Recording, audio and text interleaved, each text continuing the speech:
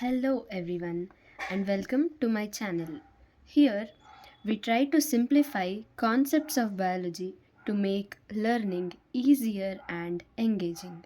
In today's video, we will dive into the fascinating world of molecular biology as we explore the concept of Lac-Operon. Lac-Operon is a key mechanism in gene regulation. So, grab your notes, let's get started.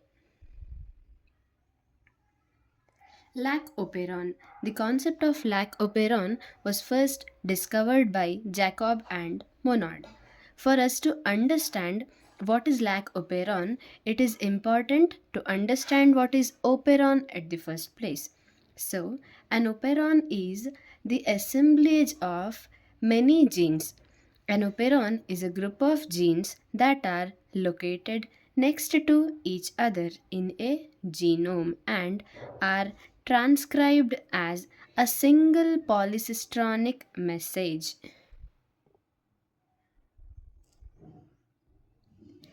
Like any other operon, Lac-Operon also consists of assemblage of many genes that are located one next to the other.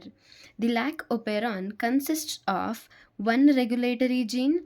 The regulatory gene can also be called as I gene or repressor gene, and three structural genes: LAC-Z, LAC-Y, and LAC-A. As we know, every gene expresses its character in the form of a protein. So, the regulatory gene and structural genes produce certain proteins to express their characters.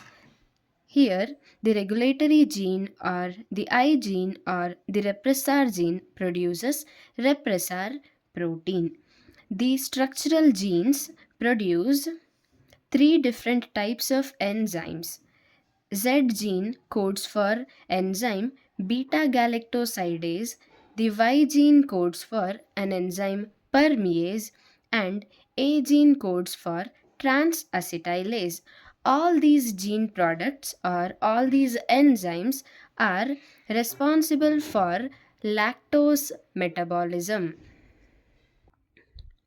Usually, bacteria like Escherichia coli or E. coli prefer glucose as their nutrient medium.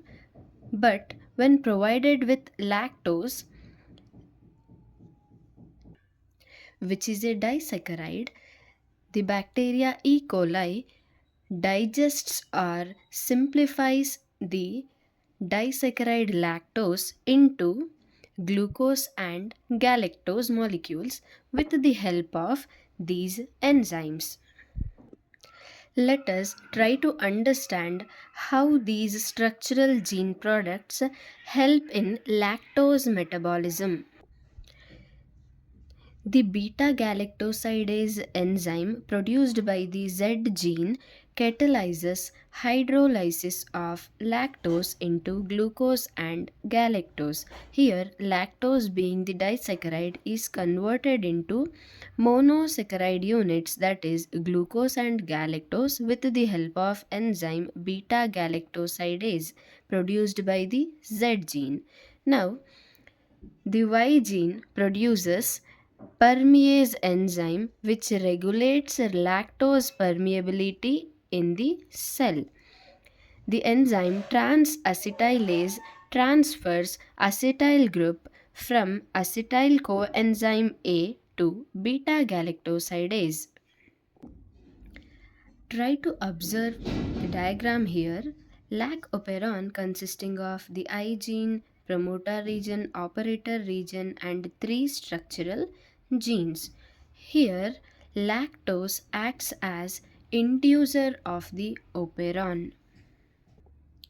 In the absence of inducer, that is, in the absence of lactose, the Lac-Operon is said to be switched off.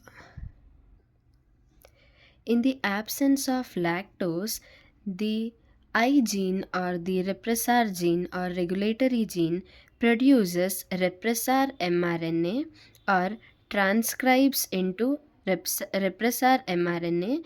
This repressor mRNA translates into repressor protein. This repressor protein binds to the operator region of the operon and prevents the RNA polymerase from binding and transcribing the operon. When the three structural genes are prevented from transcribing, the enzymes are not produced and which are not required because there is absence of lactose. But in presence of lactose metabolism has to occur. So the I gene as usually produces the mRNA and the repressor protein, but since there is inducer molecule which is the lactose molecule, it comes and binds with the repressor protein and it inactivates it. Now the operator region is free.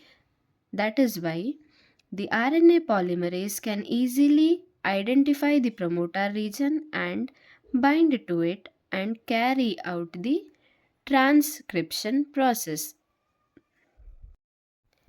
The regulation of Lac-Operon by repressor is referred to as negative regulation because repressor protein prevents or inhibits the transcription of structural genes. Thank you. If you find the video useful, please subscribe and hit the like button. Thank you.